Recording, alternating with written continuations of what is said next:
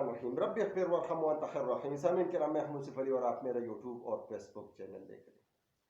امید کرتا ہوں آپ لوگ سب خیر وافیت کے ساتھ ہوں گے اور جہاں بھی ہوں گے اپنے اہلِ سمیت خوش اور محفوظ ہوں گے۔ پاکستان زندہ باد، پاک آرمی زندہ باد۔ ٹویٹر ٹرینڈ چل رہا ہے، بہت سے انڈیا کے بہت سے جرنلسٹ، بہت سے اینکر اور بہت سے لوگ کے پیپڑے پڑھ رہے ہیں، ان کے منہ سے جاگ نکل رہے اور صرف ٹرینڈ یہی چل رہا ہے کہ جوابی وار۔ سلوٹ پاک آرمی، یہی ہوتا ہے ایک خود مختار اور ایک سپر پاور ملک کا۔ کیا ہوا کہ ہمارا پڑوسی ہے، کیا ہمیں آنکھیں دکھائے گا؟ اگر آپ پہ پابندیاں لگائیے، آپ کے کیک اور بسکٹ اگر ہماری دکانوں میں بک رہے، کوئی بات نہیں، چل جانے دے، پڑوسی ہے۔ آپ کے پیٹرول اور ڈیزل سمگل ہو رہے، کوئی بات نہیں، چل جانے دے، پڑوسی ہے۔ لیکن کیا آپ اتنے بڑے ہو گئے کہ آپ ایک ایٹمی ملک کے اوپر اس طرح اشتعال انگیز سے اور اس کے حدود کی خلاف ورزی کریں گے؟ ہم نے ہر جگہ پہ ان کو انگیج کیا، ان کو سمجھایا، فارن آفس نے ان کو سمجھایا، ہر جگہ پہ ان کو فیسیلیٹیٹ کیا۔ شام پہ ایران نے حملہ کیا، عراق پہ ایران نے حملہ کیا، اس نے کہا پاکستان بھی کچھ ایسے ہی ہے، چل ان کے بھی حدود کی خلاف ورزی کر لے اور ان پہ بھی حملہ کر لے۔ آپ کی بھول ہے، آپ کو دن میں تارے نظر آ جائیں گے، کیونکہ بہت سے لوگ، بہت سے بین الاقوامی میڈیا وہ بڑی خبر شو کر رہے تھے اور بڑی خبر بھی تھی۔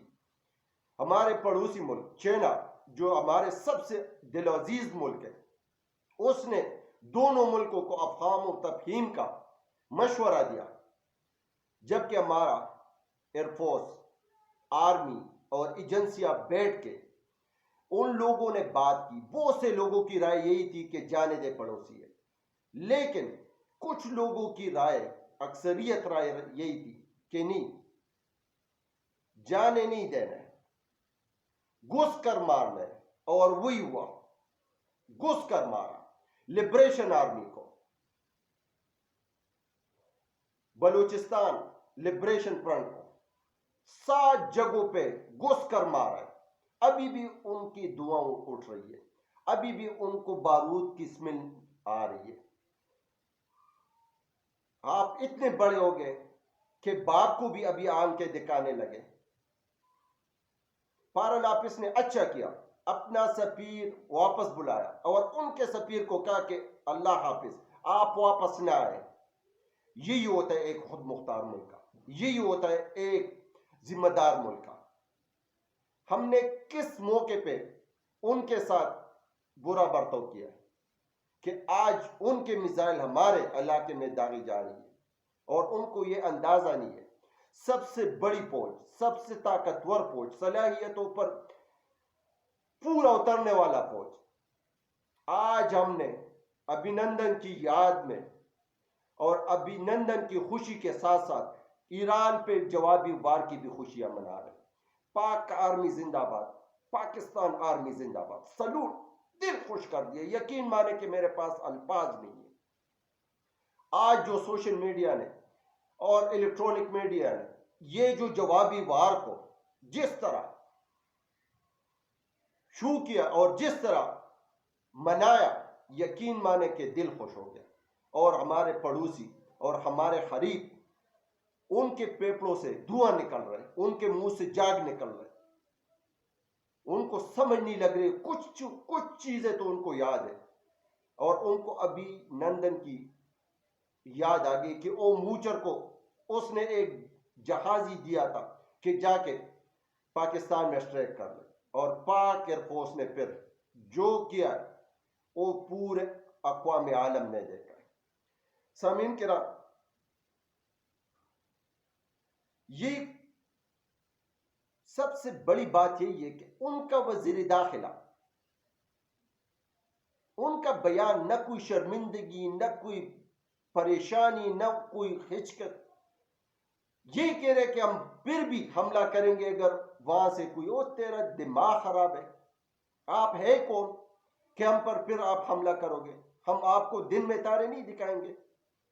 سامعین کرام، ہوتا ہے ایک بندے سے غلطی ہو جاتی ہے، ہم ایک ذمہ دار ملک ہے، وہ ایکسکیوز کر لیتے، وہ کہہ دیتے، کوئی بہانہ بنا لیتے کہ کسی وجہ سے ہوا ہے، کسی دباؤ کی وجہ سے ہوا ہے، اور ان کے پش پناہی پہ انڈیا ہے، اور انڈیا یہ سب کچھ کروانا چاہ رہا ہے، کیونکہ چائنا نے بھی انڈیکیٹر دیا کہ معاملات کی نوعیت کو سمجھے، لیکن پتہ نہیں وہ کیا کچھ سمجھ رہے، وہ کہہ رہا تھا کہ یہ شام ہے اور یہ عراق ہے۔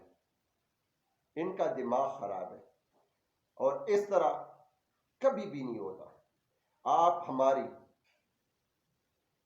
حدود کی خلاف ورزی کرو گے تو ہم خاموش بیٹھیں گے؟ ہم ایک ذمہ دار ملک ہے، ہم آپ کی حدود کی خلاف ورزی نہیں کریں گے، لیکن اگر کوئی انگل کریں گے تو پھر ہاتھ دیں گے، اور اسی طرح ہاتھ دیا۔ اب اگرچہ اس نے اپنے میزائل پاکستان کی طرف لگا دیے، لیکن ان کی اتنی ضرورت نہیں ہے کہ اب جوابی وار کر لیں۔ سامعین کرام، یہی تھا، آج یقین مانے کہ میرے پاس الفاظ نہیں ہے، دل خوش ہو گیا، اور یہی ہونا چاہیے۔ اس پہ عمران خان صاحب نے ایک جرنلسٹ محمد ابراہیم عباسی صاحب کا ایک آرٹیکل آیا، اس نے کہا کہ میں نے عمران خان صاحب سے پوچھا، اس نے پارہ نمبر 3 اور پارہ نمبر 12 کا 2 آیات پڑھ کے سنائے کہ جبر اور جدل کی وجہ سے ملک کے حالات یہی ہے، آئین اور قانون کی خلاف ورزی ہو رہی ہے، آئین اور قانون نہیں ہے۔ ایک سزا یافتہ، ایک کرپشن میں ملوث لوگوں کو فیسیلیٹیٹ کیا گیا، اور میرے اوپر 20 ارب پاؤنڈ کا میرے خالصامہ کو ماں گواہ بنا کر پیش کیا گیا۔ یہی ظلم ہو رہی ہے، اور یہی ظلم ہے جو وہ بات شروع سے لے کر ابھی تک کر رہے ہیں۔ پھر اس نے ایران کے حملے کے بارے میں کہا کہ جب بلاول صاحب وزیر خارجہ تھے تو اس نے ایک دورہ بھی افغانستان کا نہیں کیا،